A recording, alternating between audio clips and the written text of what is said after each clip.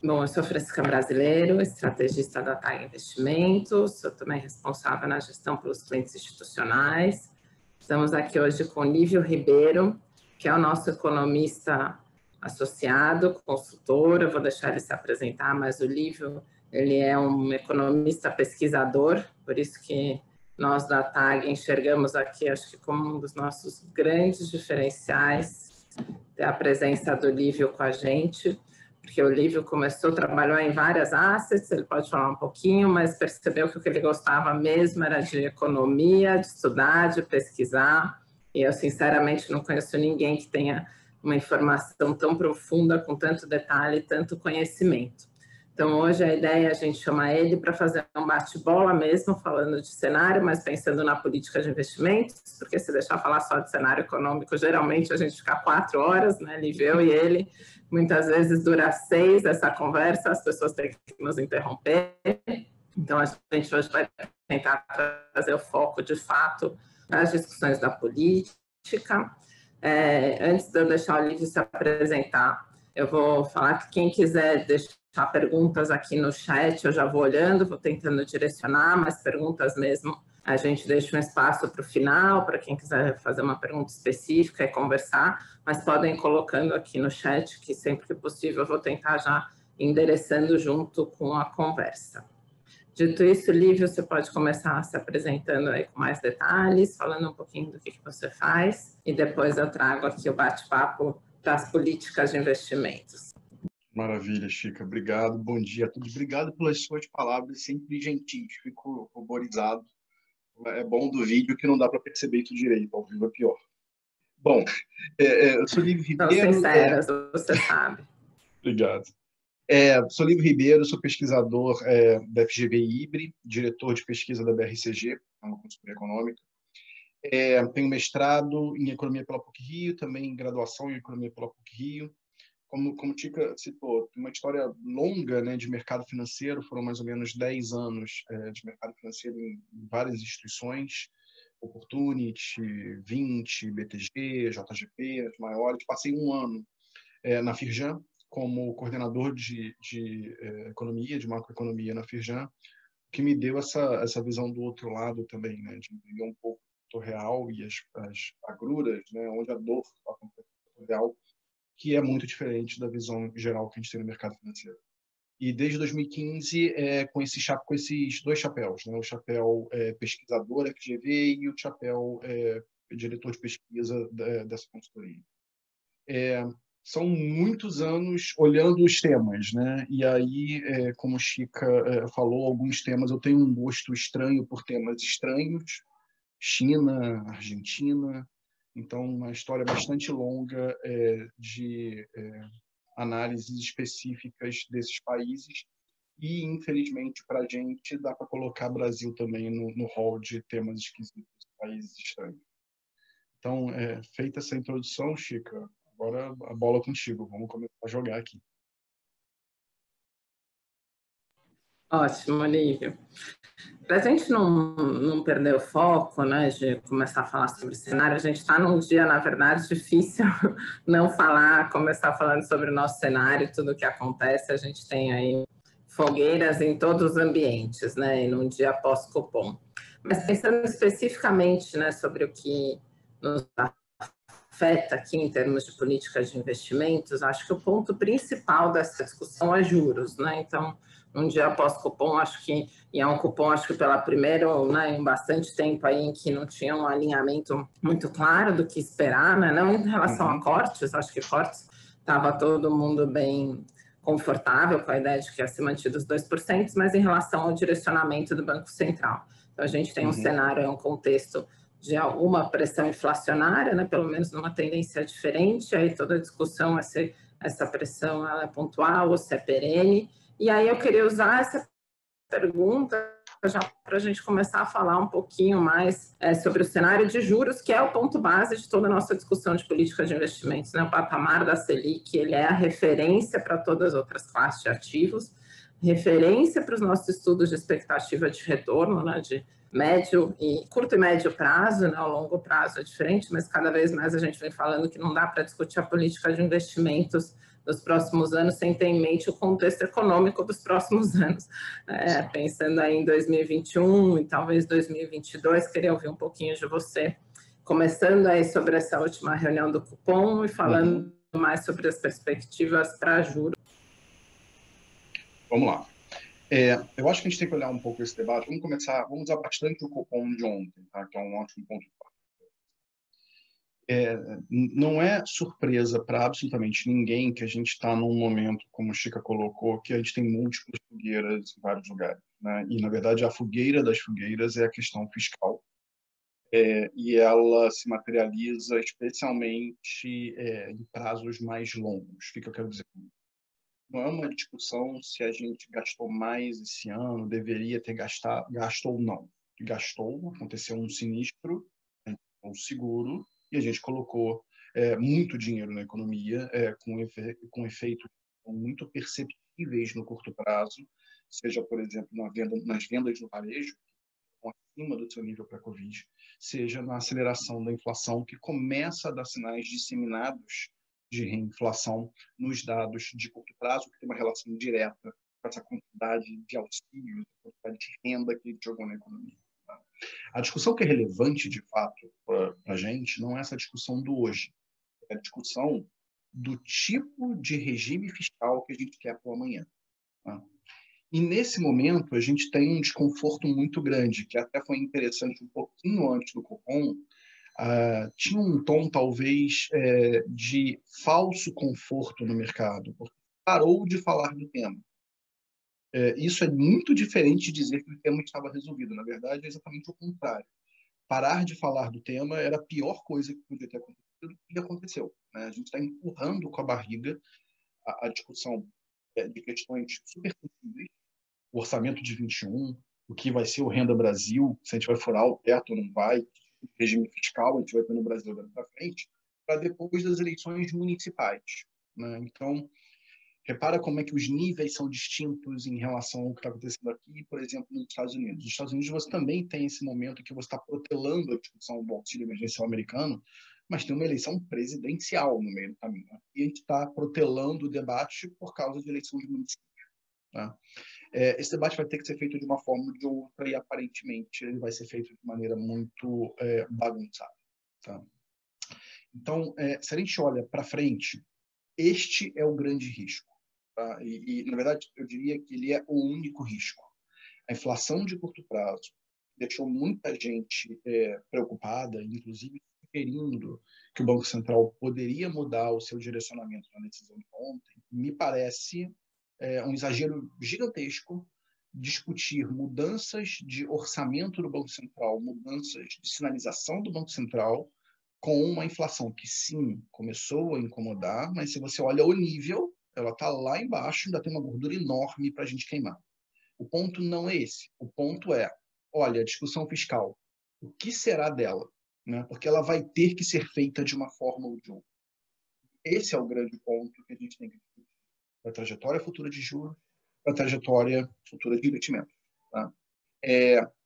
Sobre o Copom de ontem, especificamente, eu tenho uma visão que eu diria que é não hegemônica.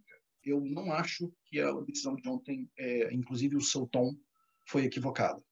Tá?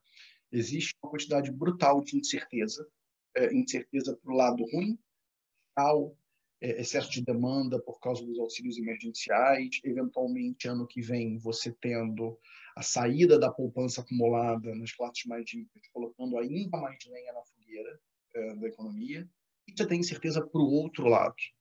Reaceleração da pandemia em escala global, enorme incerteza se no Brasil a gente, na verdade já diminuiu, mas se a gente retirar os auxílios emergenciais, o que vai acontecer com a atividade? Enorme incerteza, na verdade, até do comportamento da inflação no ano que vem, quando você inverte a cesta de consumo atual muito pesada em alimentação, pouco pesada em serviços, para uma cesta de consumo mais normal, que vai ter menos alimentação, mais serviços. Qual é a resultante disso?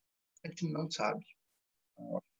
Então, quando a gente não sabe, e quando você, com o seu melhor ferramental possível, observa o cenário e vê que há gordura ainda, mesmo que ela seja muito incerta, eu acho que a melhor prescrição para o Banco Central é manter o seu plano de atuação, ressaltando que, olha, tem riscos e esse plano pode ser revertido caso os riscos se materializem. Então, nesse sentido, a organização do comunicado de ontem, a forma como o Banco Central a sua mensagem, na minha opinião, foi absolutamente sóbria e correta. Tá? O que não quer dizer que esteja correta a posteriori, porque as coisas podem mudar. Mas, dada a informação e dadas as incertezas de hoje, eu acho que ontem eles fizeram o trabalho direitinho. Tá? Lívia, deixa eu aprofundar nessa discussão de inflação, né? Porque justamente acho que é isso que eu quis dizer quando a gente chega num nível de detalhe, né? Então, a gente tem várias coisas acontecendo na inflação, né? Você falou um pouquinho, mas eu queria aprofundar. A gente tem comportamentos totalmente diferentes na inflação de serviços, dos bens de informação, no preço de atacado, completamente diferente também, dos bens de exportação, desculpa, não de informação. Então, eu queria explorar um pouquinho, porque eu acho que até o mês passado a gente conseguia dizer claramente que a pressão estava vindo de alimentos no IPCA, apesar do IGPM continuar acelerando, né? Esse mês teve um pouco de contágio, mas pelo que a gente conversou e eu estou lendo, esse contágio seria pontual. Entre um pouquinho mais em detalhe nesses números aqui para esse grupo. Isso. Deixa eu dar um passo para trás que ele é importante. Que é o seguinte, tem uma coisa que aconteceu não só no Brasil como no mundo inteiro, que é bem peculiar deste evento que está acontecendo, a gente não pode perder de vista. A Covid ela fez com que a cesta efetiva de consumo se afastasse muito da cesta usual de consumo. O que eu quero dizer com isso? Quando as pessoas pararam de poder ir para a rua, elas consumiram menos serviços. Quando elas passaram a ficar mais em casa, elas consumiram mais alimentação no domicílio. Passaram a consumir mais bens de saúde. Então você tem, isso no mundo inteiro, não é só no Brasil, um aumento da demanda relativa por alimentação, um aumento da demanda relativa por bens de cuidados pessoais, vamos colocar assim, um aumento da demanda relativa por, o termo em inglês é melhor do que em português, home appliances, né? Móveis, informática, esse tipo de coisa. Evidentemente, em pontos diferentes da distribuição de renda. Os mais pobres não estão comprando computador, estão comprando comida. Os mais ricos não estão comendo mais, estão comprando computador, comprando cadeira, equipando suas casas para a nova realidade de home office, que, pelo menos por enquanto, continua. Tá? Repara que essa discussão é uma discussão, por excelência, temporária. Né? A gente não está discutindo que a gente vai comprar cadeira para sempre, a gente não está discutindo que a gente vai trocar de computador a cada 3 meses, a gente não está discutindo que a alimentação, a cesta de consumo de alimentação vai ser permanentemente mais elevada do que é o medido usualmente. Então, nesse momento, no Brasil e no mundo, o termômetro da inflação está um pouquinho quebrado, tá? Porque, de fato, o que a gente mede na inflação com as cestas representativas das pesquisas de orçamentos familiares, que são médias longas de anos, não são o que está sendo observado na inflação efetiva no momento. Ela é mais alta e mais alta ainda para a baixa renda. Que os itens que mais subiram são aqueles que são mais pesados na baixa renda. Tá? Por que esse passo para trás ele é importante? Porque aí vamos voltar para o IPCA e para os IGPs. Tá? Nos IGPs, no caso brasileiro, tem há algum tempo, não começou agora, a despeito do mercado ter notado isso há pouco tempo, um descolamento muito grande nos índices de preço ao produtor, que são muito afetados por preços internacionais em dólar e câmbio. Duas coisas viram. Preços internacionais em dólar por causa dessa mudança relativa de cesta de consumo, ou de demanda mesmo, relativa no mundo. Dólar, porque no caso brasileiro tem todas essas bagunças domésticas que claramente todo mundo tem na cabeça, mais ou menos. Então as duas coisas foram na mesma direção e andaram. Mas dentro do próprio IGP, você pega o IPA, que é esse índice que eu citei, esperando loucamente, hoje de manhã teve o resultado de outubro, ele foi a quase 30%. Mas se você olha o IPC, que é a medida de preço ao consumidor dentro do IGP, ele acelerou. Agora ele está chegando a 3,9%. Então, um descasamento brutal entre IPA e IPC, produtor e consumidor. Esse é o primeiro ponto importante. O segundo ponto importante, se você vai para o IPCA, que tem algumas similaridades com os IPCs, apesar de não ser exatamente a mesma. O que a gente tem? A gente tem que o grosso da aceleração, até o presente momento, é em alimentação. tá? Tem alguma coisa começando a aparecer em cuidados pessoais. Se você quiser ser super chato e ficar procurando no item, coisa que a gente faz, porque a gente é chato procurando no item, você vai ver algumas coisas em home appliances, em informática, mas poucas coisas. O que a gente tem, na verdade, de nota dissonante vem no IPCA 15. Tá? Por quê? Todo o processo que a gente estava discutindo, o IPCA ainda está em setembro, o IPCA 15 já está em outubro. Todo o processo que a gente estava discutindo era de aceleração na inflação cheia, aceleração na inflação de alimentos, mas os núcleos de inflação caindo. Tá? Por quê? Por causa dessa mudança do peso relativo na cesta de consumo, onde o que sobe muito sai do núcleo e o que está dentro do núcleo está caindo.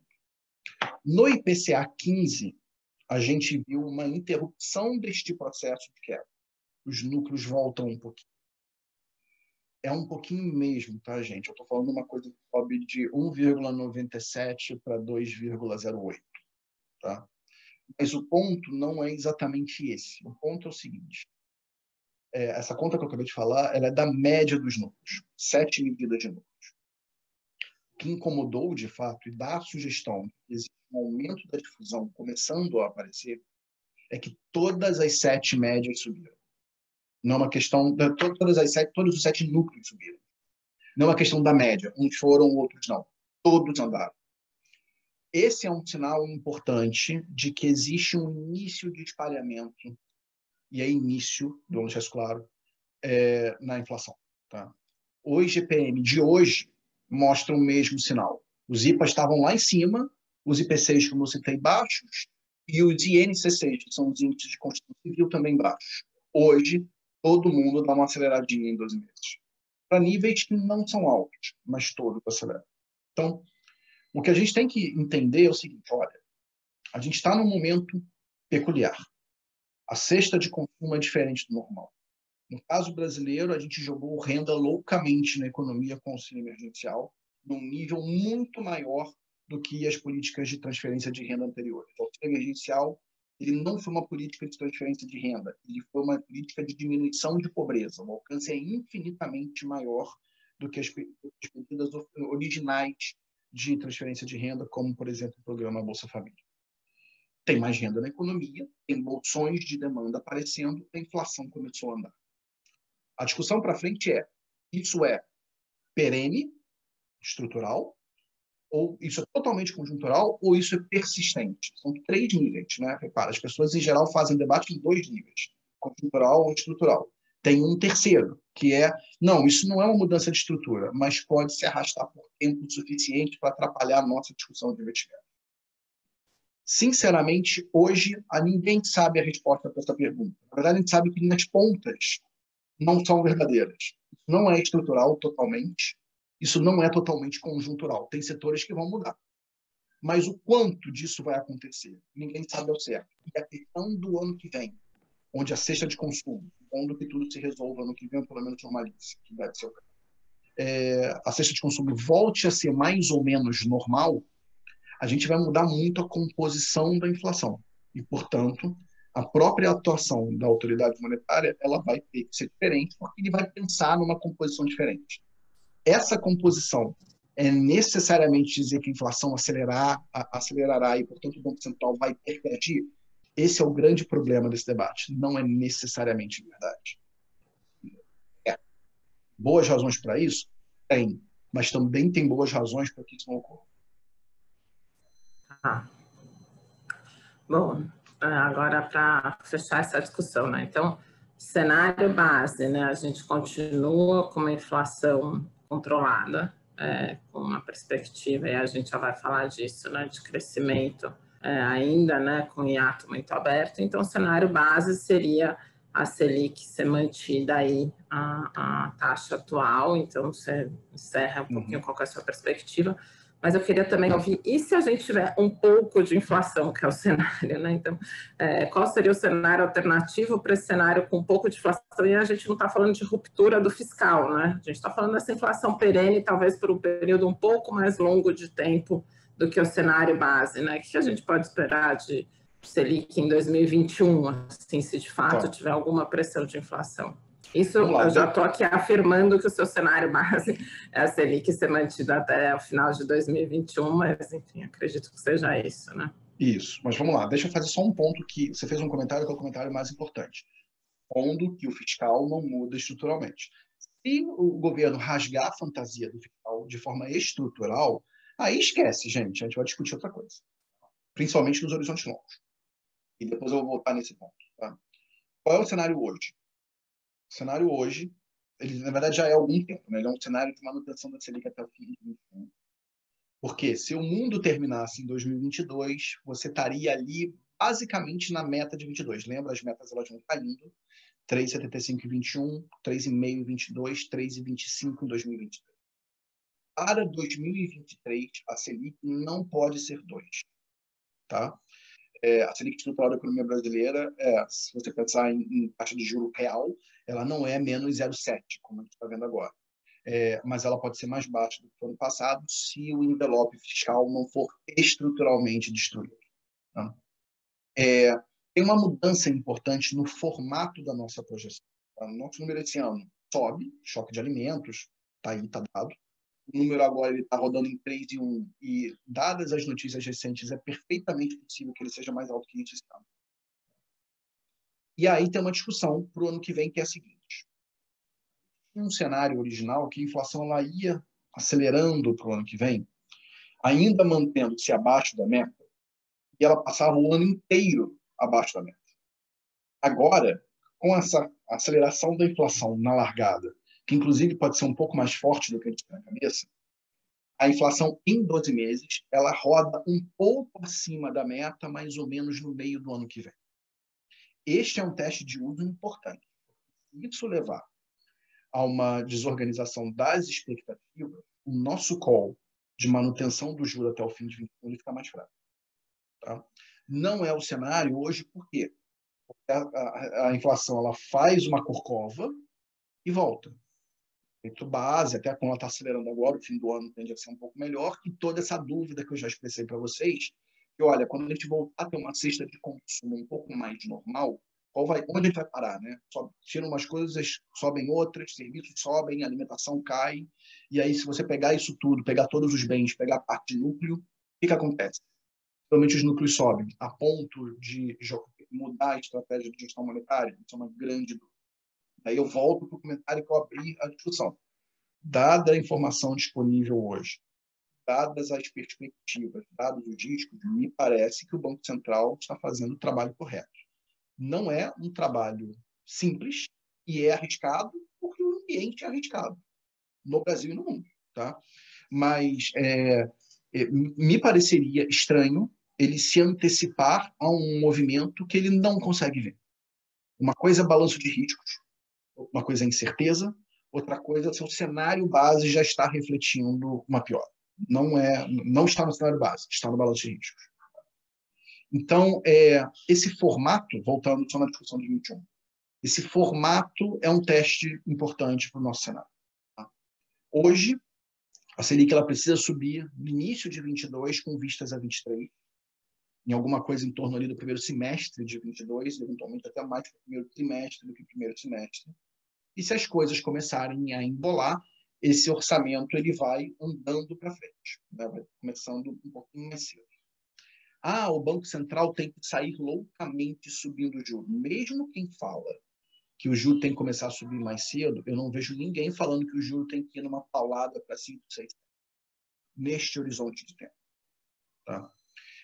Então, a gente tem que também dar o devido peso às coisas. Uma coisa é direção. Olha, está ficando um pouco estranho, é arriscado, mas com o que a gente tem de informação, que a gente consegue ver, e a gente não consegue ver muita coisa, Selic a 2, com riscos, eventualmente, de você ter um cenário em que ela possa subir, e, na minha opinião, são até maiores hoje do que o risco dela possa subir.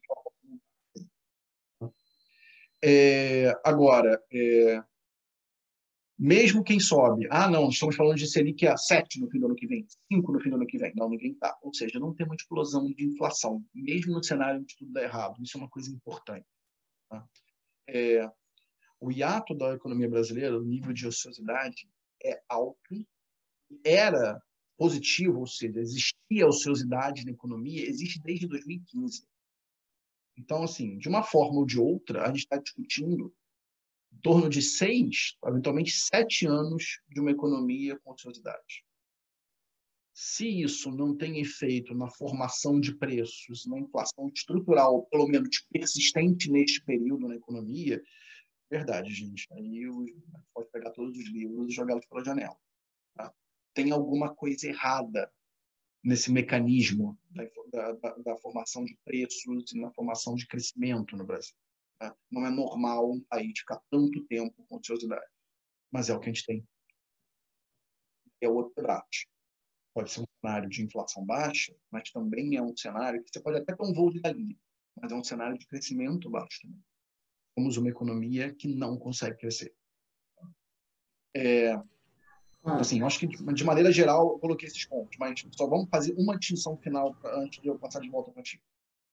A gente está discutindo tudo isso neste horizonte, 2021, iniciozinho de 22. Essa discussão não é a mesma se eu pensar no juro de 2025, porque esse tem que refletir. O risco é de sei lá o que vai acontecer, o sumário executivo é isso, e aí a curva tem que empinar. É exatamente isso. A gente teve muito esse debate, né? Se a curva empinar mais ainda ou não. Né? Eu tinha sempre o ponto de, tá empinado? Tá, mas espera que não vai mais. E tá indo, porque é isso. O futuro do país está em aberto de novo. Tá?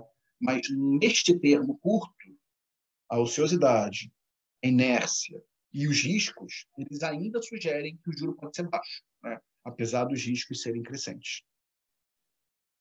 Eu acho que o ponto principal, né, é o juro real, na verdade, né? Então a gente pode ter um pouquinho mais de inflação com um pouquinho mais de Selic, né? Você não vai dar suas projeções aí, mas que alguma coisa, né, 2 e no máximo 4, pelo que a gente está falando aqui, né? Então, obviamente, nada disso é cravar, não é projeção, mas é o que a gente tem o cenário. E o cenário com um pouco mais de juro nominal é um pouco mais de inflação. Então, a gente continua com juro real de curto prazo, muito desafiador para qualquer expectativa de retorno das nossas políticas. E aí eu já junto essa discussão com a segunda discussão, que é o juro longo, né? E aí a gente vai ter que falar um pouco de fiscal, né? Eu falo, vai ter que falar porque essa discussão ela é longa e ela é dolorida, né? Então, quando a gente fala de juro curto, né, Selic, o ativo livre de risco como base para as políticas de investimento é uma coisa, e outras são os nossos mandatos de juros. E aí eu abro com um comentário, né, que hoje eu acho que as NTNBs, a parcela de MAB, muito mais do que o pré, ele tem um peso relevante nas carteiras das fundações. E aí em dois sentidos diferentes. Um, a gente tem toda a parcela dos passivos conhecidos, né, dos benefícios definidos, ou benefício de risco, assim por diante, mas a gente tem um casamento de ativo com passivo, que é uma coisa que faz todo sentido, e que aí eu acho que é um outro olhar muito mais pensando em reinvestimento, né? Então a gente pode até falar disso também. E outro é o fator de risco de duration mesmo. Então, a gente tem uma parcela da nossa carteira, né? Eu tenho falado muito sobre isso estruturalmente, que é o prêmio de risco de eu manter o juro de longo prazo. Então, essas discussões que o Lívio comentou, né, é porque a gente tem, né, um dos piores cenários fiscais da nossa história e, ao mesmo tempo, a inclinação da curva de juros na máxima histórica. Nunca foi, né? Nem em 2013, quando a Selic estava lá 7%, todo mundo sabia que ela ia ter que subir, todo mundo estava vendo a coisa para o buraco, essa curva foi tão inclinada. Então, a gente tem, por um lado, um prêmio extremamente elevado com um risco extremamente elevado. Então, a decisão em relação à parcela de juros na carteira, eu acho que ela é a grande discussão do ano que vem, né? Porque a gente tem esses dois cenários. Se a Selic continua curta, e aí vamos pensar aí mesmo, né?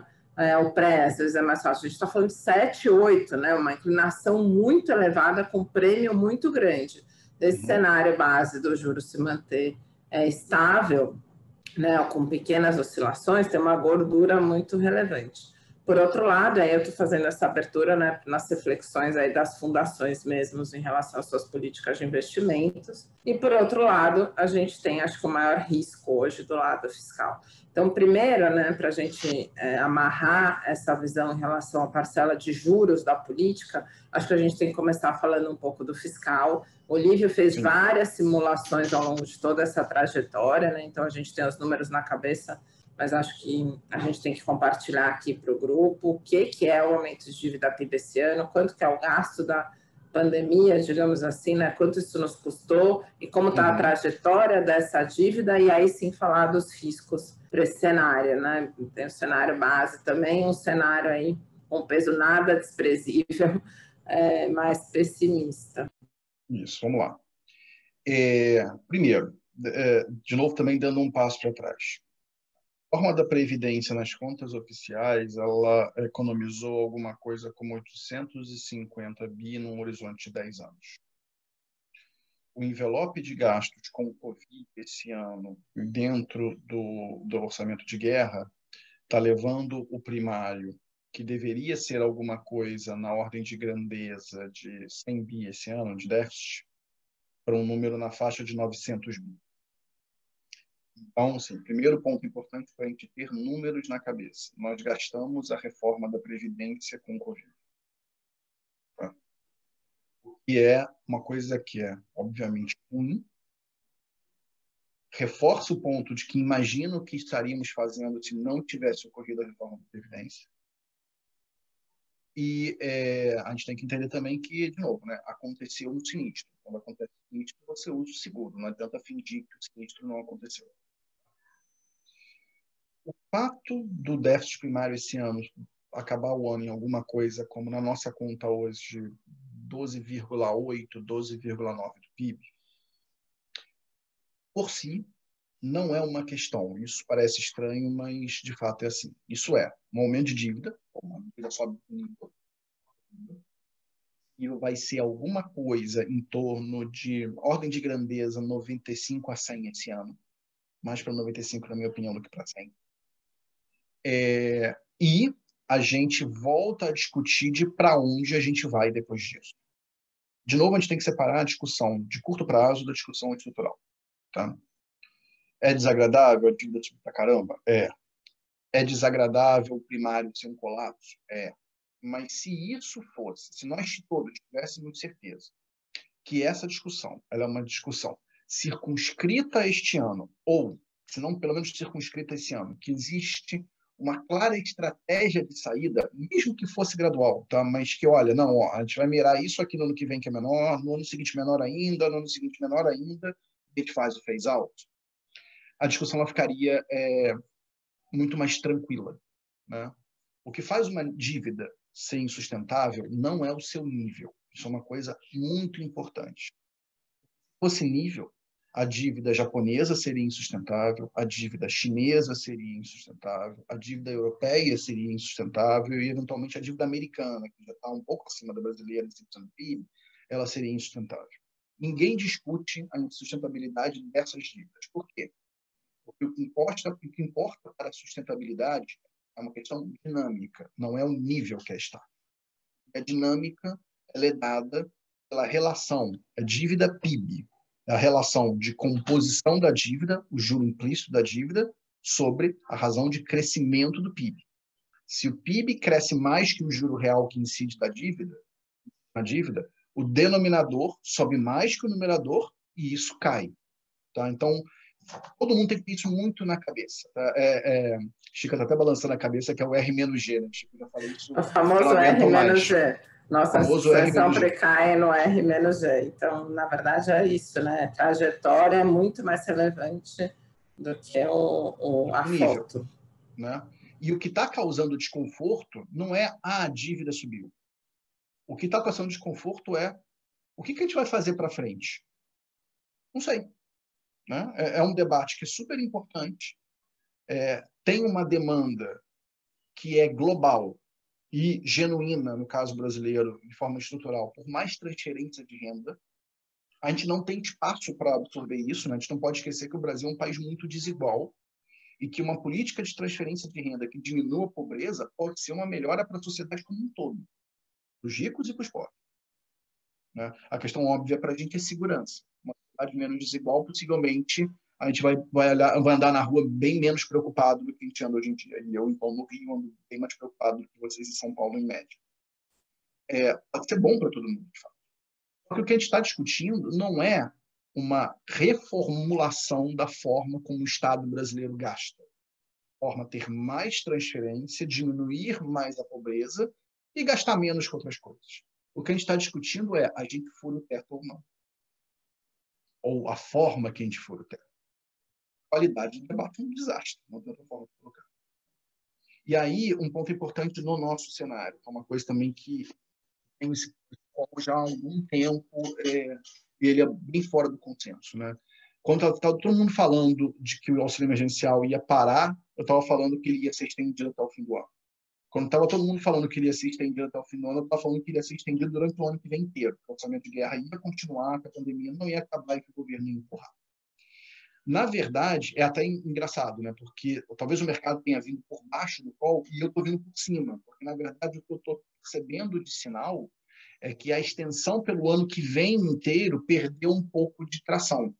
Mas a extensão, pelo menos no início do ano, ganhou. Tá? Por quê? Tem uma questão objetiva. Você pode fazer isso via medida provisória, que tem prazo de validade. Esse prazo de validade é o fim do primeiro tri. Medida provisória para estender o orçamento de guerra de forma conjuntural. Tá, gente? Medida provisória vale 3 meses. Você não tem que entrar numa discussão estrutural super encarniçada. E nos primeiros 3 meses do ano, a mudança nas casas legislativas, a presidência da Câmara e do Senado cai. Então, pode ser um timing político para o governo inteligente. Inteligente, talvez, inteligente e, ao mesmo tempo, mal intencionado. Tá? Mas maquiavelicamente inteligente. Né? Faz sentido fazer desse jeito. Você vai empurrando. E, por outro lado, a gente continua não resolvendo o problema. Né? Tem uma questão nisso, gente, que é ainda mais pedestre. A gente tem que aprovar o orçamento do ano que vem. A gente está em novembro. Tem eleição. Hoje vocês devem ter acompanhado no Valor o Maia falando que o Campos Neto vazou o comentário de que o Centrão está protelando o debate, que é horrível, né? Mas o ponto é o seguinte, a gente só vai começar a sentar para discutir isso em dezembro. A gente não tem nem a comissão mista de orçamento instalada para aprovar o orçamento do ano que vem. Então, é perfeitamente possível que a gente comece o ano que vem sem orçamento aprovado. A gente não está nem discutindo, vai ter Renda Brasil, de onde você tira dinheiro, o governo vai gastar teto ou não. Está indo mais para trás. Eu não tenho a menor ideia de qual é o orçamento do governo para 2021, num ano que você sai da pandemia, num ano que vai ter tanta coisa balanceada. Então, esse debate está completamente parado. Tá? E o grande desconforto é esse, é que ele ficar parado, não tem tempo. Tá? Várias propostas que o Ministério da Economia propõe são propostas que são emendas constitucionais. Eu seria capaz de apostar um braço, eu posso apostar o direito, eu sou destro, e você não vai ter tempo de aprovar isso, porque o trâmite disso é longuíssimo. Tá? Então, fazer proposta estrutural nesse momento parece meio bobo, mas do jeito que está sendo feito, porque você não consegue nem votar o orçamento do ano que vem. E pode ser mais interessante, dada a confusão e a incerteza, olha, a gente vai fazer mudanças estruturais, Renda Brasil, reformulação do Estado, furar-teto ou não, ou a gente empurra um pouquinho o waiver conjuntural, vamos chamar assim. Pode parecer estranho o que eu estou falando, mas talvez seja melhor eu empurrar uma conjuntura do que eu querer mudar uma estrutura sem ter noção exatamente de para onde. Né? De novo, longo versus curto. Tá? Então, trazendo só esse debate para a discussão de julho. Né? Se o fiscal explodir, vai dar tudo errado. É verdade. A gente tem que fazer o debate em quanto tempo? Porque se o fiscal explodir, joguei o teto dos gastos para o alto, vou gastar loucamente e vamos fazer essa economia crescer e dane-se, a inflação ela vai acabar subindo no longo prazo e ela pode subir no curto prazo porque você cria ainda mais excesso de demanda. Tá? Mais um cenário em que, não, vai ter Renda Brasil fica fora do teto, eu começo a pagá-lo, vou ter um phase-out do auxílio emergencial, e aí eu vou gastar mais lá na frente, mas não necessariamente eu vou gastar muito mais no curto prazo, não é necessariamente um cenário onde, neste termo, 2021, iniciozinho de 22, a inflação vai estar lambendo. Ele é um cenário onde o risco vai estar aumentando, mas não onde a realização estará, obviamente, tão desfavorável a ponto de fazer o Banco Central ficar revertendo a sua trajetória de juros. A gente tem que tomar muito cuidado com esta distinção. Não é uma distinção de direção, mas é uma distinção de timing de materialização. E aí, para esse fórum aqui, isso faz toda a diferença.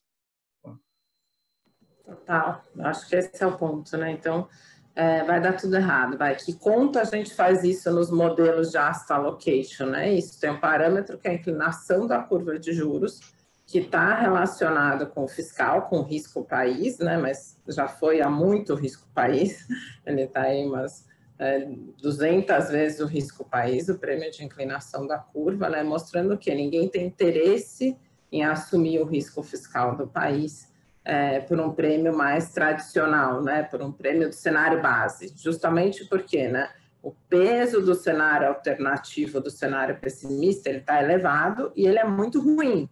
Então, quando a gente modela, a gente tem que pesar essas coisas, né, que é o que eu converso um pouco com vocês, né, quando a gente olha os cenários alternativos muito ruins, isso impacta no preço, né, com uma probabilidade elevada.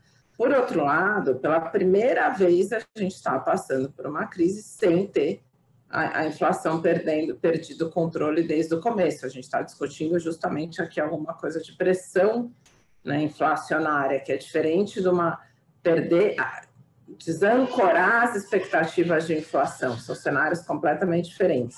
Por isso que eu falei desde o começo que a decisão dos juros ela era super difícil, né? Porque a gente tem um prêmio muito elevado. Você abrir mão da parcela de uma B, assim por diante no portfólio, você acaba pesando muito em buscar outras fontes de retorno, né? Você abre mão dos títulos públicos de longo prazo, você vai buscar retorno aonde, né? Essa é um pouco a discussão que a gente tem que fazer. Ainda que diversas formas de reduzir o peso disso no portfólio façam sentido. E aí eu vou juntar com a próxima discussão, que é justamente crédito, né? Um pouco a discussão do que a gente tem em termos de política, porque a gente está olhando o crédito aí como tomadores de dívida, né, como aí alocadores, mas tem toda uma discussão em relação ao crédito no Brasil super importante, está sendo muito pouco conversada, né, que é outro comportamento completamente diferente nessa crise em relação a tudo que a gente já viveu.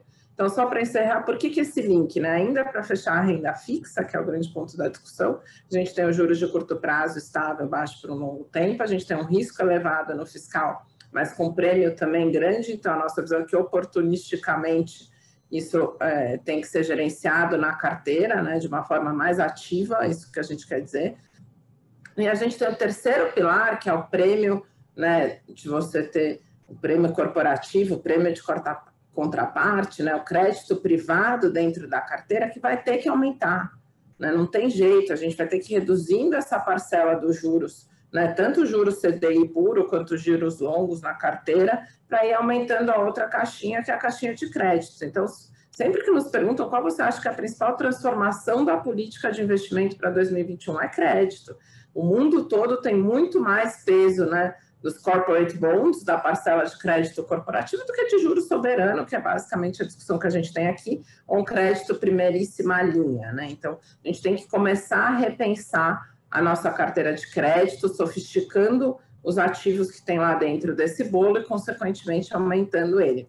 Mas isso é um preâmbulo que não é a mesma visão que o Lívio tem, né, que é o que está acontecendo com o mercado de crédito brasileiro, na verdade, com o mercado de capitais / financiamento da dívida das empresas. Né? E por que eu estou fazendo essa pergunta? Porque pela primeira vez a gente teve o estoque de crédito, tanto dos bancos públicos, que isso sim aconteceu em outras vezes, mas dos bancos privados aumentando ao longo dessa pandemia, com melhora na qualidade quando a gente olha nas pessoas físicas, né? Então, mudou um pouco o jogo, a gente teve redução de dívida de cartão de crédito, redução de dívida de cheque especial, mudou o nome do jogo e o Olívio tem dados bem interessantes aí também para passar. Assim, vamos pegar esse debate, o seguinte, tem um ponto que é importante, só para estressar que Chica falou, mas é para deixar claro. Esse é um evento onde a queda dos juros Selic está chegando na ponta. Tá? E é uma novidade em relação a eventos anteriores, onde você precisava usar banco público para forçar o juro médio para baixo, porque os bancos privados queriam puxar o juro para cima por questões prudenciais. Dessa vez, os índices, todos os índices de transação, de juro médio, PJ, PF, tudo está indo. No meio dessa história toda, tem enormes mudanças de composição. Tá?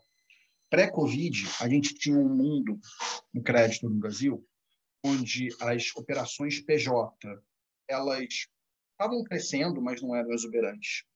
E as operações PF eram exuberantes. Tá? Onde PF, crédito, um pouco no automotivo, crédito pessoal. Com Covid, você puxa o freio de mão das operações PF, e aí, de forma muito marcada, reversão muito grande de cheque especial e cartão de crédito, você acelera muito o crédito PJ. Né? Crédito PJ acelera tanto no direcionado quanto no livre. Crédito PF, agora na ponta, começa a retomar um pouco e ele retoma muito mais no direcionado do que no livre. Vamos discutir o que são essas coisas. Crédito PJ direcionado.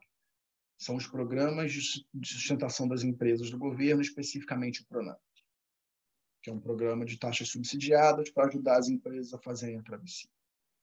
É um programa conjuntural, mas no início dessa semana teve uma discussão que é um balão de ensaio de transformá-lo num programa estrutural. Isso não é bom, mas é balão de ensaio. Vamos deixar essa fechada.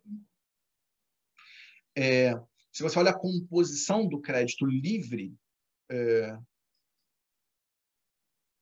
André, já vi aqui. Assim que eu terminar aqui, a gente toca, tá? Se você olha a composição do crédito livre, PJ, ele é todo para capital de giro. Tá? Ele cresce loucamente, ele cresce só em capital de giro. O resto, todas as linhas contraem. Não é crédito produtivo. É boia de salvação. O que é bom, que ajuda as empresas a não quebrarem, mas a gente não está falando de uma explosão de crédito PJ, que é um ciclo de investimentos, que também é um pouco diferente de momentos usuais de expansão de crédito PJ. Tem uma natureza bem diferente. Se você olha o PF, crédito imobiliário explodiu. Tá? Mas muito. É um negócio assim que eu, Lívio, olho para aquilo e corto o meu queixo, eu fico bem preocupado. Tá? E tem uma mudança nesse mercado. Tá? Né? Imóveis talvez estejam começando a ser percebidos como um ativo de investimento, especialmente quando você tem Selic baixo, o aluguel vira uma outra opção. Né? Os lançamentos, eles começaram a acelerar, mas não vieram. A gente vai comer muito de estoque acumulado. E os preços começaram a subir. Então, tem um reequilíbrio de mercado que é a função do crédito que é importante. Duas notícias boas. Repara que tem algumas coisas incertas, tem algumas coisas que são temporárias, tem algumas coisas que são menos estruturais e menos otimistas do que as pessoas pensam, mas tem coisas importantes. Uma eu já citei, é o juro PEN. A segunda é que você tem um aumento do endividamento como estoque de riqueza das pessoas, especialmente considerando imobiliário, já está no pico da história, mas o comprometimento, que é quando se paga de serviço de dívida sobre a renda mensal, caiu. E caiu bem. Por duas razões. A primeira razão é o juro é mais baixo. A segunda razão é eu tive um repique de renda por causa dos auxílios. Então, tem coisas que vão limpar para a gente ver na frente o que acontece. Mas, ao contrário de eventos anteriores, dessa vez você tem uma coisa sim, que é extremamente potente, que é o juro ponta cai, e não são os bancos públicos que estão puxando isso. Não é o evento Dilma, 2011, 2015, onde você colocou a caixa no Banco do Brasil para forçar as linhas para baixo, e aí os bancos privados, para não perderem market share, embarcaram nisso. Em alguns casos, embarcaram excessivamente e tiveram problema. É completamente... Fazendo só um comentário, né? Esse foi meu ponto, que se falou muito pouco disso, né? Eu acho que a equipe econômica foi assim, extremamente hábil na dosagem dos estímulos, né, para os bancos. Então, eles realmente foram a conta-gotas ali, né, liberando, e a gente não sabe, obviamente, as conversas explícitas, mas foram com contrapartes em que realmente, né, a diminuição do compulsório, os programas ali, todos chegassem na ponta, e acho que funcionou. O que também, em relação a outras dívidas ou para a magnitude da dívida, de uma forma geral, né, solvência não é uma grande preocupação. Aliás, obviamente, tem que ser, sempre é, mas não é um item onde virou ponto de atenção a solvência das empresas, ou um aumento expressivo da inadimplência das pessoas físicas, o que nesse contexto todo que a gente está falando torna o cenário de crédito privado, digamos, né, em termos relativos, um ponto de risco menor Sim. do que as outras classes que a gente tem aí como opção de investir, né? Então, por isso que eu comento que isso foi pouco falado, o quão hábil a equipe econômica foi no gerenciamento disso. Lógico que o pepino era gigantesco, não quer dizer que a foto seja linda, mas comparado com o que era o nosso receio no começo da pandemia, né, o que podia acontecer com todo o mercado corporativo, e acho que o mercado de crédito, né, inclusive, sofreu bastante, apesar da recuperação com isso, a foto é menos feia do que eu achei que fosse ser nas nossas discussões de 6 meses atrás. Sim, tem um ponto só, Chica, que eu acho que é importante a gente ter. De fato, tudo que você falou é verdade, né? A inadimplência está caindo, as condições parecem melhores do que a gente supunha. A gente só tem que ver uma coisa só, que é difícil, mas também entra no rol dos riscos que a gente tem que monitorar, que é o seguinte: esse processo ele é um pouco disruptivo no sentido que vão ter empresas e setores que vão morrer no meio do caminho, né? Então, o que entrou nessa discussão em termos do pool de empresas não é o que vai sair. E se você pega as métricas de falências requeridas, elas nunca cresceram tanto, muito mais do que 2008, tá? No Brasil e no mundo. Então, tem uma coisa aí que a gente só tem que tomar um cuidado, que, de fato, o mercado de crédito, ele corporativo parece ter uma posição muito melhor do que a gente supunha. Dentre as classes de alocação, talvez ele tenha, de fato, uma questão importante. Mas a gente tem que tomar muito cuidado, ser muito criterioso onde você está alocando, porque você não vai saber, mas você tem que ter um pouco de confiança, digamos assim, ou segurança de que aquela empresa não vira um default. Muita gente que não vai chegar do outro lado, né? Então, não, tem que ser muito seletivo, ainda mais que a gente está falando de um crédito privado mais sofisticado, porque justamente sim, os prêmios fecharam de novo a níveis brasileiros que não são comparáveis com os níveis internacionais nesse crédito primeiríssima linha, né? Eu estou vendo aqui algumas perguntas, mas eu vou deixar para o final, porque eu acho que tem 2 pontos para a gente discutir antes da gente entrar nas perguntas.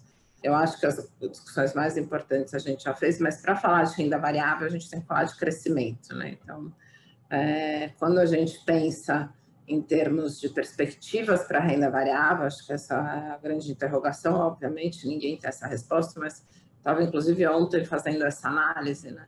A expectativa de lucro para os próximos 12 meses, né, embutida nas análises da Bloomberg, caiu para 1/3 do que ela era no final de 2019. Né? Então, a gente já tem na conta aí do Ibovespa hoje, né, uma expectativa de lucro das empresas, né, hoje 1/3 menor do que era um ano atrás, né? Isso em janelas de 12 meses, né? Então, a gente está falando dos próximos 12 meses, não 2020, né? Então, de hoje para os próximos 12 meses, é 1/3 do que era no fechamento de 2019. Então, aí a gente já tem uma perspectiva, né, bem significativa de queda de lucro das empresas. E sempre quando a gente fala de renda variável, a gente também tem que falar de trajetória e não de nível, né? Então, qual é a perspectiva daqui para frente em relação ao crescimento das empresas, ao crescimento dos lucros e, consequentemente, a gente tem que passar em crescimento. Obviamente, não é o nosso papel A gente não vai entrar aqui em detalhes de setores, muito menos empresas que vão, né, a gente pode falar um pouquinho de setores em sentidos macro mesmo, mas é perspectiva para a classe como um todo, né? Se a gente tem um cenário pior ou melhor do que o que está embutido nos preços em relação ao crescimento, e aí, nesse sentido, acho que as perspectivas do nível talvez não sejam tão animadoras nesse caso, mas também não são tão ruins, né, Lívia? Já foram muito Não, piores em relação à sim, média do mercado. acho que sim.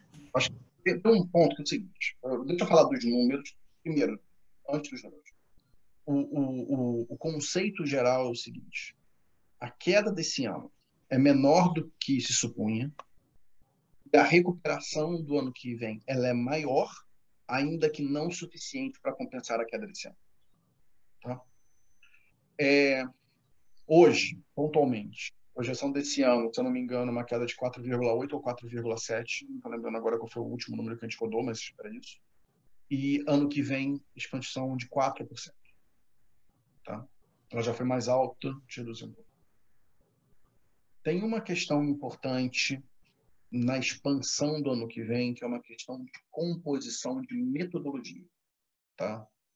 Ligada ao consumo do governo, a forma como ela é calculada e o efeito que isso vai ter no PIB do ano que vem, afetando do lado da demanda do consumo do governo, do lado da oferta aos serviços prestados a famílias e governo, né? Outros serviços. Tirando essa questão metodológica, que vai fazer o PIB, o que a gente tem é um cenário que o consumo cai esse ano, cai até menos do que a gente supunha originalmente, e recupera um pouco ano que vem. Um cenário onde o investimento cai bastante esse ano e tem uma recuperação muito pequena ano que vem. Um cenário onde você tem um mundo te ajudando ainda com esse câmbio em alguns setores, isso é relevante, exportações continuam expandindo e, com progressiva normalização da economia, as importações voltam a subir. Do lado da oferta, serviços caem para caramba, não voltam tudo. Indústria cai menos do que a gente supunha, especialmente por causa da construção civil e alguma melhora na transformação neste ano. No ano que vem, meio que recompõe, não tem nenhuma grande mudança, e a agro acelera desse ano para o próximo. Tá? O grande problema para a gente é que existe uma enorme heterogeneidade, seja na queda, seja na retomada.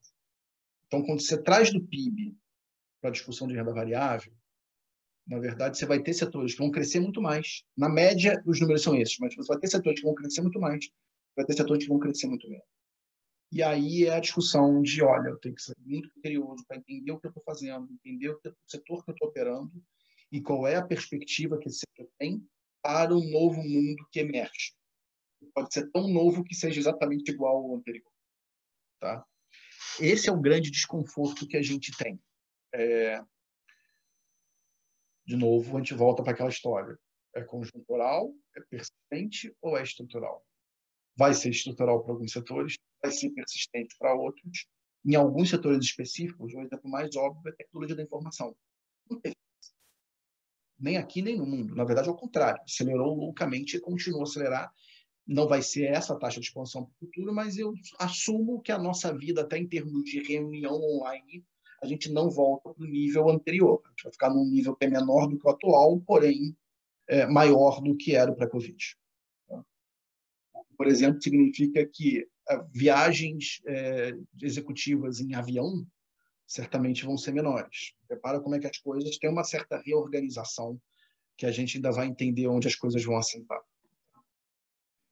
Assimetrias para esse meu cenário. Assimetria ruim. Olha, deu tudo errado na discussão fiscal, o Brasil fez a besteira que sempre faz e está todo mundo em pânico. O carregamento estatístico desse ano para o ano que vem vai ser alguma coisa em torno de 2,6, 2,7.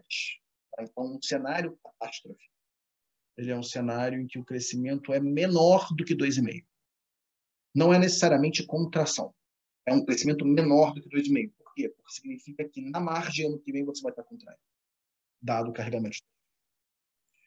Cenário contrário, cenário explosão, que vai estar associado ao aumento da inflação, e aí a discussão é para 2021 ter que subir juros em algum momento e 2022 só Deus sabe o que vai acontecer. Olha, o impulso de demanda manteve-se, a gente sabe que ele já foi forte, ele se manteve. O governo decidiu pisar no acelerador e, no curto prazo, estamos jogando lenha na economia. Seja a lenha dos auxílios emergenciais, seja a lenha de a poupança acumulada nas classes mais ricas vai virar uma explosão de consumo ano que vem. Eu, particularmente, isso é bem controverso, eu entendo a direção desses comentários, mas eu acho muito difícil cravar magnitudes, até porque o perfil de consumo da alta renda é diferente da baixa renda, né? Quem não foi no cinema não vai pegar 2 sessões em sequência ano que vem, pode até eventualmente comprar 2 peças a mais de carne para o churrasco. Marcinha pode ir, mas em geral as pessoas não vão. Vai. E alimentação, a baixa renda que comprou loucamente, se ela ficar sem renda, vai ter recomposição. De novo, olha a discussão de setores de bolsa, né? Talvez setores mais voltados para classes C e D, que esse ano estão explodindo, ou empresas voltadas ano que vem, olha, tem um balanço de riscos aí que pode não ser trivial. Setor de luxo, por outro lado, ano que vem, você tem condições relativamente boas, se você não tiver uma hecatombe, né? E aí, a hecatombe é hecatombe, aí deixa para lá, mas se você tiver até uma piora, mas não uma hecatombe, talvez sejam setores que estejam muito bem posicionados para ter um repique. Então, a gente tem que tomar esse cuidado, tá?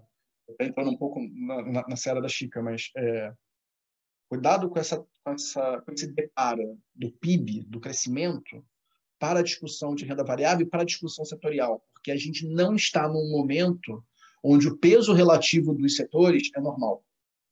Ele não é agora e, portanto, não será na retomada. Traduzindo isso, se você quiser complementar, né? Mas como a gente traduz isso para as políticas de investimentos? Então, começando de trás para frente. Primeiro, né, a gente está o máximo descorrelacionado dos índices possíveis, né, em termos de trajetória, né? Então, a gente tem lá as nossas réguas, quem não conhece, a gente pode falar mais, mas a gente está totalmente inclinado para os fundos valor e total return, né, de gestores bem fundamentalistas. Esse ano, no meio da crise, a gente teve a oportunidade de alocar para esses papas da gestão mais fundamentalistas, que eles conseguem selecionar isso que o Lívio está comentando, né? Então, em termos de política, nós investidores, como é que a gente pode gerenciar uma bolsa heterogênea, né? Buscando gestores capazes de fazer isso. Então, a gente diminuiu muito o peso da parcela indexada, lembrando que a parcela indexada também é a parcela de liquidez, então, em geral, não dá para zerar, né? Você tem que gerenciar o quanto você quer ter de liquidez na renda variável, mas tirando esse núcleozinho para liquidez, manter essa carteira realmente bem focada em estratégias, né, mais fundamentalistas, que são os fundos valor, os fundos total return, fundos descorrelacionados do índice. Assim. E isso, se a gente olhar o gráfico, né, a gente falou bastante sobre isso ao longo desse ano também, do que aconteceu com a Bolsa de 2013 a 2015, por exemplo, foi isso, né? Esses fundos foram e enquanto o índice ficou no 0 a 0. Por que isso é importante, né? Porque como a gente olha a Bolsa numa perspectiva de médio prazo, né? Primeiro, né, a relação do prêmio de risco versus o ativo livre de risco, que é o CDI. Então, em relação à taxa de juros atual, historicamente, para vocês terem uma ideia, né, a gente fez um histórico aí de 20 e poucos anos, né? Porque a gente pega aí desde 96, que é quando a gente começa o regime de metas de inflação, que de fato o plano real traz alguma estabilidade, até porque a gente estava comparando com a inflação. E olha, né, a Bolsa versus, né, passando pela crise de 97, crise de 2002, crise de 2008, crise de 2015 e crise de 2020, né? Então, em pouco mais de 20 anos, a gente tem 5 crises muito severas. E a Bolsa, ela rende 10% ao ano nominal nesse cenário, né? Em termos reais, ela rende aí 5, 6 em termos reais. Então, é um prêmio muito interessante quando você pensa nessa Selic baixa, mesmo nesses cenários mais adversos. Então, a gente tem muito receio desse cenário de cauda, mas, ao mesmo tempo, as premissas básicas, principalmente para uma carteira de ações de qualidade, elas são muito atraentes em relação ao ativo livre de risco. Então, também vai ser natural esse caminho de aumentar a parcela de ações. A única coisa é pensar muito em qual vai ser essa carteira de ações. E, de novo, né, saindo dessa trajetória tão negativa em que os preços já estão bastante descontados, com esse ajuste que a gente teve agora, né, recentemente, a gente voltou a um patamar de valuation mais saudável, a gente tem uma perspectiva de médio prazo bem interessante, sabendo que vai chacoalhar e vai continuar uma volatilidade extremamente acentuada por um bom período de tempo. E aí o que a gente tem feito para isso é refazer as estratégias de proteção, né? Então a gente fez há 2 dias atrás, ninguém estava prevendo o resultado das bolsas ontem, mas a gente tem uma oportunidade, os preços começam a ficar mais atraentes, eu tenho uma capacidade de gerenciar a vol, a gente reforça a proteção, que é uma estratégia para conter essa volatilidade, os cenários mais adversos. Mas esse posicionamento de 2, 3 anos, ele mesmo com os cenários que a gente está conversando de cauda, né, ele é fundamentalista em empresas de qualidade saudável para renda variável, por isso que a gente continua com o nosso posicionamento aí acima do ponto neutro.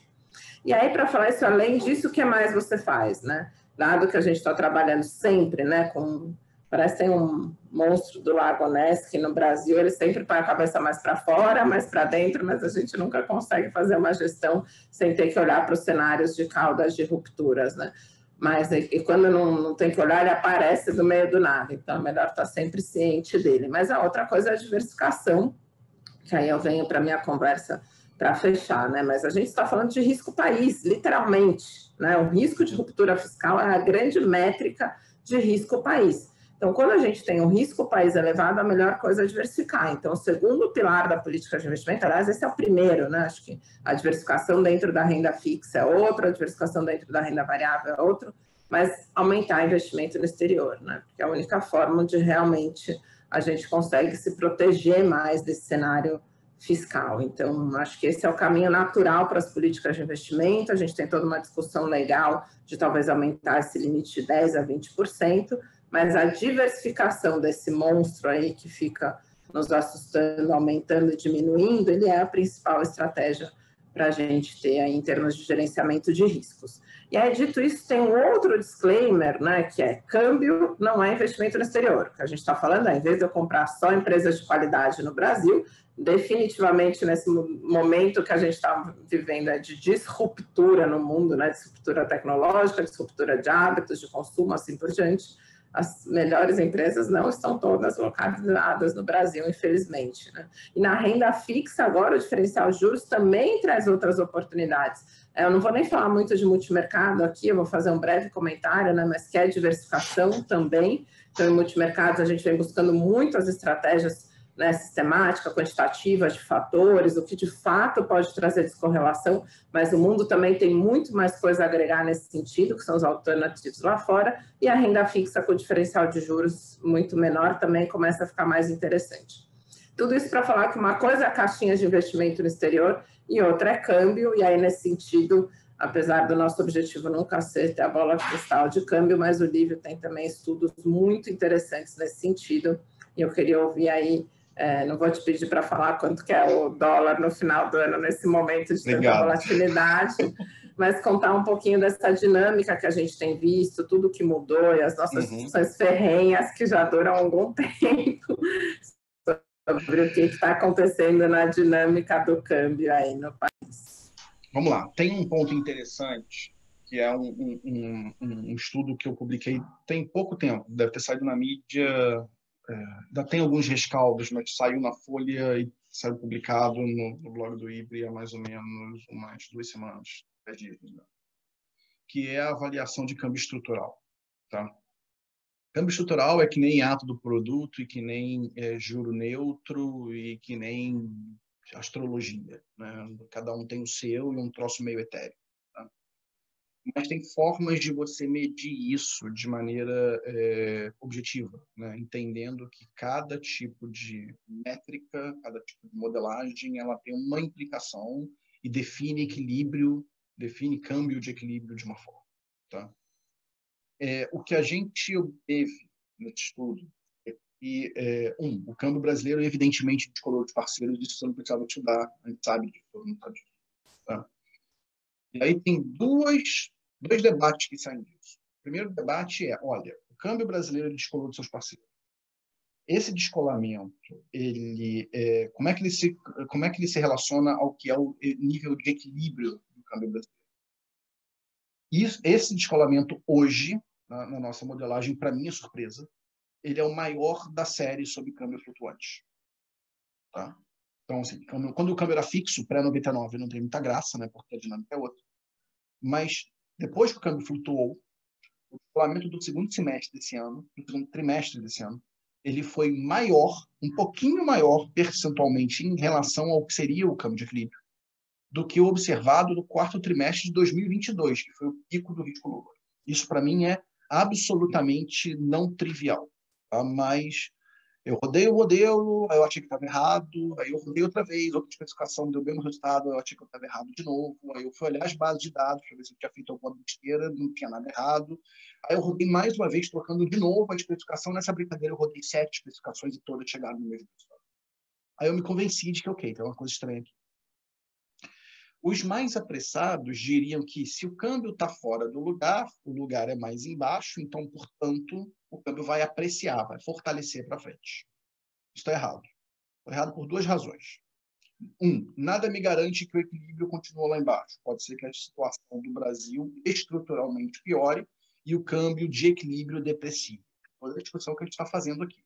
Dívida fiscal, Jabba. Então, não necessariamente a convergência é do câmbio observado para o câmbio estrutural, pode ser que seja, infelizmente, do câmbio estrutural para o observado. O segundo ponto é que os eventos de descolamento não necessariamente eles são seguidos de reconciliações rápidas. Em 2002, a gente levou 3 anos para o câmbio de equilíbrio chegar de novo no câmbio estrutural. Ficou descolado com o câmbio observado acima do equilíbrio entre 2002 e 2005. Tá? Então, legal. A gente descobriu que a gente está fora do equilíbrio e a gente também descobriu que não necessariamente significa que o câmbio vai voltar ao equilíbrio, até porque eu não sei onde será o equilíbrio. Aí vamos fazer a segunda pergunta. Por que raios o Brasil andou pior do que os outros parceiros? Vários, de maneira geral. Aí a gente volta para aquela modelagem que vários de vocês já viram, de separar os movimentos do câmbio entre fatores domésticos e externos. Os domésticos, eles são resíduos, né? São variáveis não observadas que podem ser interpretadas como questões estritamente domésticas. O risco Brasil não é estritamente doméstico, isso é super importante. Eu posso ter um aumento do risco emergente que leve todas as métricas de risco emergente para cima, sem nada específico ter acontecido no Brasil. Então, tem que separar dentro do risco o que é global e o que é local, mesmo que seja o risco Brasil. Quando você faz essa conta toda, o resultado que a gente obtém é o seguinte. Primeiro, desde o final de abril, sistematicamente, a componente doméstica opera na direção de enfraquecer a moeda. Ou seja, se o mundo piora, a gente piora mais. Se o mundo melhora, a gente melhora menos. Isso por si já explica o descolamento. Né? A gente está, como eu gosto de colocar, estamos nos atrapalhando. Tá?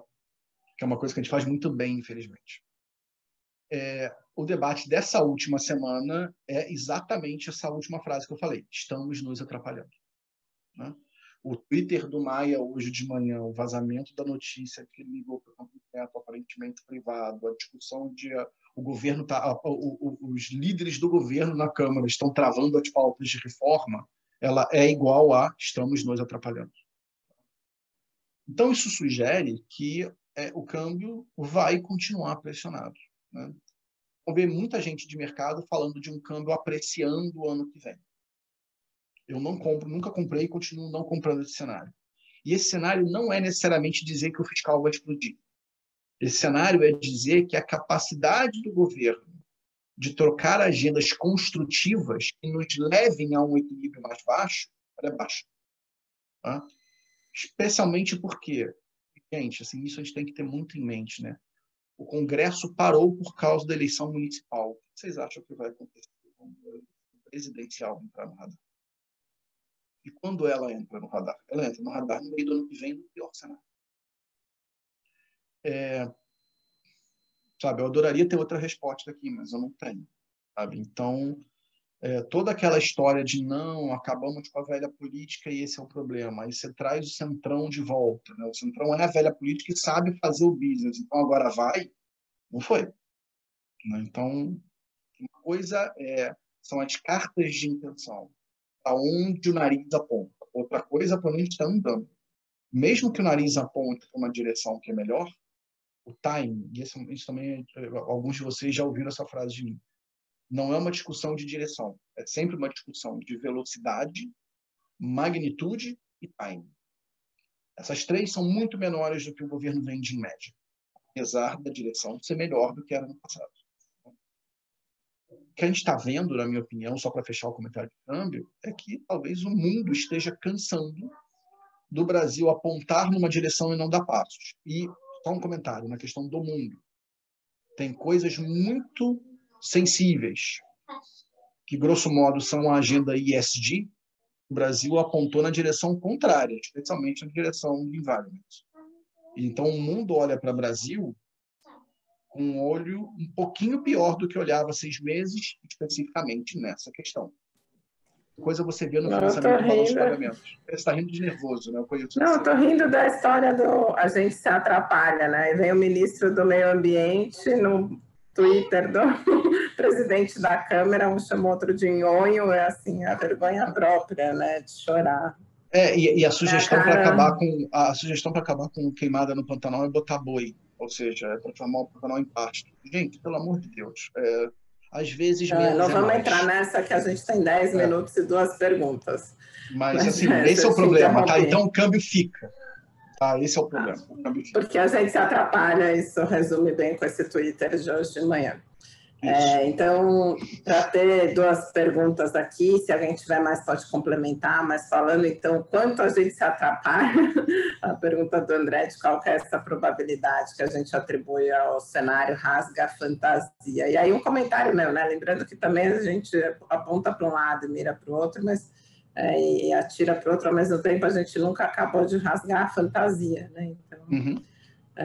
meu comentário aqui do que seria essa probabilidade do cenário rasga a fantasia de fato, ou até rasgou e vem o impeachment em termos de responsabilidade fiscal, né? Comentários, Francisca, aqui. Vamos lá, deixa eu responder essa do André primeiro. Vamos separar rasgar a fantasia estruturalmente de andar com uma fantasia rasgada por um período de tempo. Eu acho que rasgar estruturalmente a gente vai ter pressão nessa direção, mas não é óbvio para mim que isso vai acontecer agora. Não é óbvio.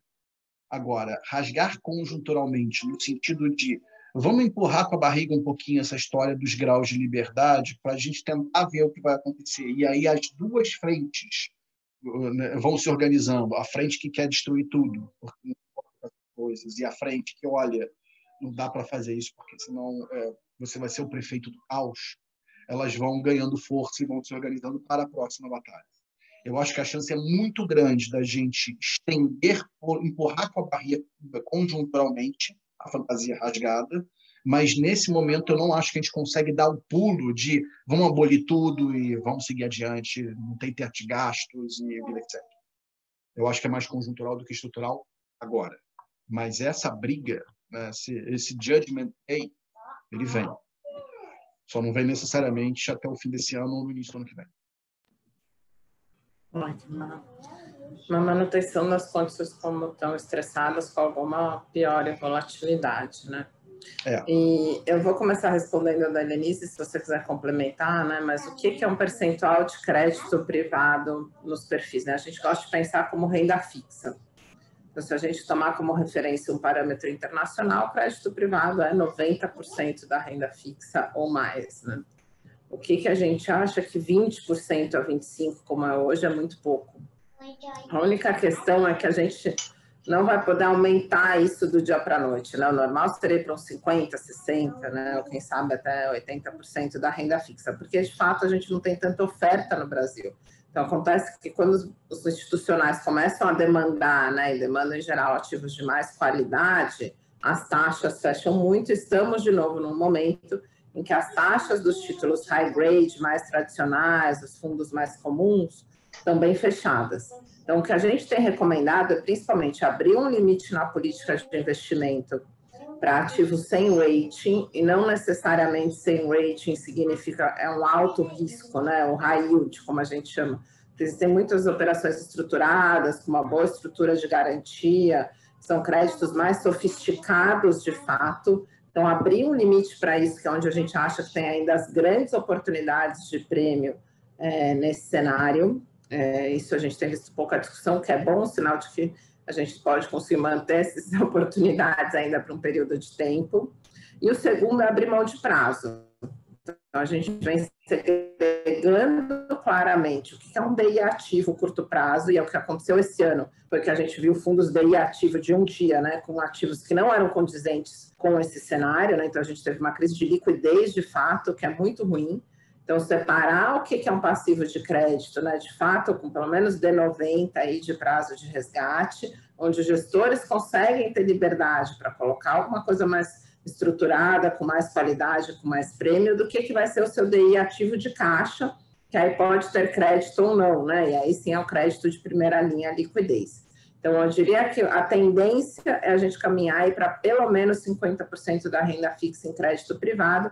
A gente vai ter que fazer isso aos poucos, de preferência olhando oportunidades específicas. Para vocês terem uma ideia, toda vez que a gente acha um bom fundo na tag de crédito, a gente está vivendo isso de novo e olha para os institucionais, os gestores falam, não, calma, não sei se eu tenho capaz, te aloca aos pouquinhos. E é o que a gente está vivendo hoje, porque, de fato, o nosso mercado de capitais ainda é pouco desenvolvido, né? A gente ainda tem os bancos públicos e privados como grande fornecedor de dinheiro. Então, a gente tem que ir fazendo essa transformação aos poucos, mas sejam pioneiros aí em melhorar essa carteira, porque ainda tem boa oportunidade. Quer complementar, Lívia? Eu não tenho nada para falar, foi ótimo. Nada.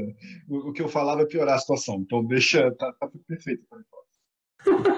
Que ótimo, que bom, mas acho que já está bem discutido, né?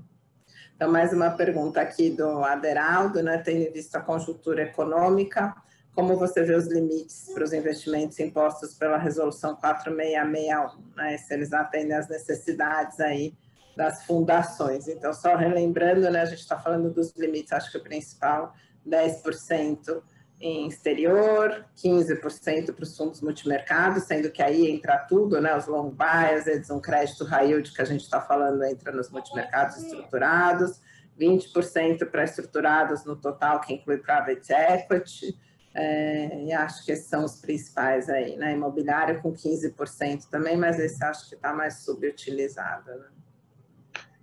Deixa eu colocar só esse ponto. Evidentemente é bom você ter num evento como o atual mais diversificação, então os limites serem maiores do que foram no passado ajuda. Mas no limite é sempre a mesma coisa que a gente tem que não é só diversificar, né? É também ter a gestão bem cuidadosa, né? A alocação ela tem que ser diversificada, mas entendendo o parâmetro de risco geral de todo mundo, né? E cada um vai ter o seu. Então, são as duas coisas. É melhor, é condição necessária, mas não é condição suficiente. Vamos colocar aqui. Acho que principalmente esse de exterior, e o que está acontecendo é que estruturados ele abarca um monte de coisa, né? Não são os multimercados macro. Então, a gente também tem enfrentado isso em algumas fundações, muito mais por usar outras estratégias aí dentro, como é o exemplo de alguns fundos crédito high yield que a gente estava falando. E aí, juntando com a pergunta se os prêmios, os high yields estão remunerando adequadamente, acho que sim.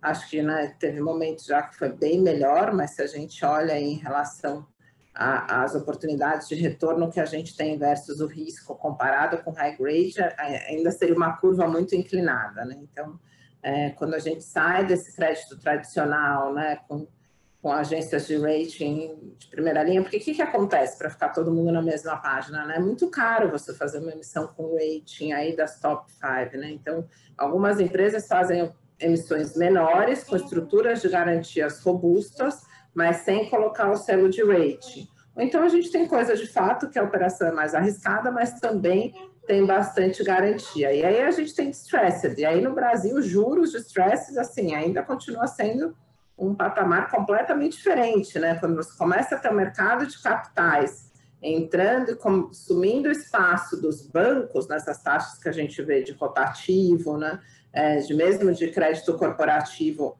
de linha muitos capital de giro, você tem prêmios extremamente elevados em relação ao que acontece no restante do mundo.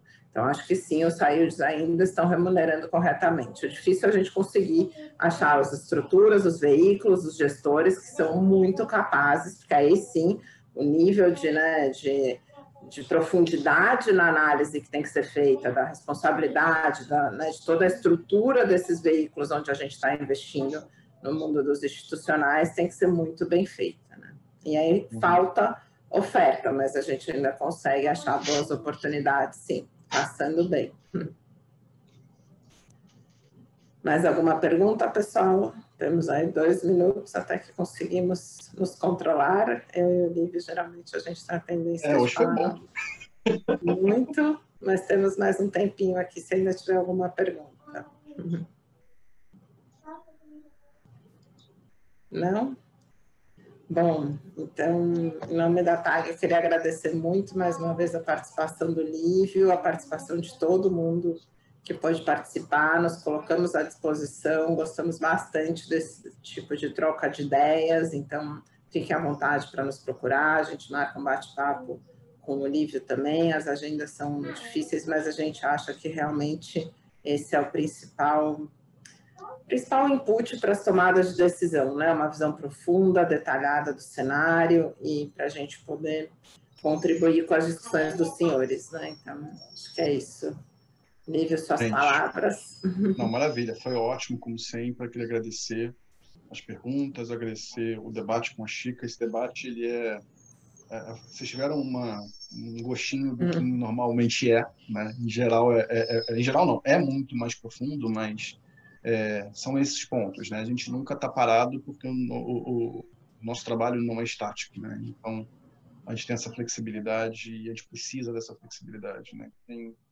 Quem faz análise olhando para o retrovisor, em geral, erra, porque a próxima curva nunca é como foi a curva anterior. A gente tem que olhar para frente. É o que a gente tem. Parece que foi ensaiado, né? Mas por isso que as nossas principais recomendações à política são prestem mais atenção nas bandas do que nos alvos, né? Testem o seu limite de tolerância a risco e trabalhem com bandas ao longo do tempo nessa visão mais dinâmica, mais ativa realmente, porque tudo muda, né? Em março do ano que vem a gente vai ver o que mudou, mas todo ano a gente discute política em setembro, outubro, novembro e março a gente vive um mundo novo. Vamos ver o que vai ser esse mundo de 2021 que nos espera. Obrigada a todos. Maravilha, pessoal. gente. Muito obrigado. Até mais. Tchau, Chica. Tchau, pessoal. Tchau, Lívio. Obrigada. Até mais. Abraço. Abraço.